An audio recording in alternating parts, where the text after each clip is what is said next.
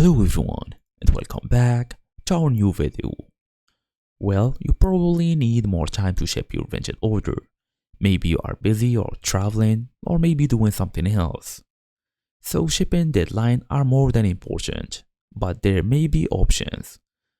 So you should go ahead and act before the deadline expires. So in today's small tutorial, we're gonna go through how to actually extend the Vinted shipping time. Fast and easy as usual.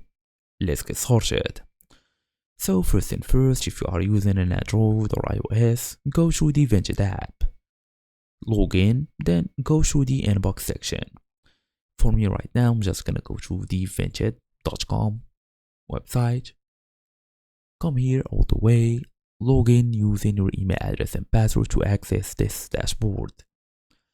Then go basically here on this email or basically this inbox section and open the active order. Check if request extension is available. Then confirm the request. So if no extension option appears, message the buyer immediately. Then agree on cancellation and relisting if necessary. As for an important note, if you miss the deadline without action, the order may cancel automatically, so keep it in mind. As for a pro tip, communication early with the buyer increases the chance they will agree to wait. So make sure you send them a small message, let them know what's going on, and they may help you.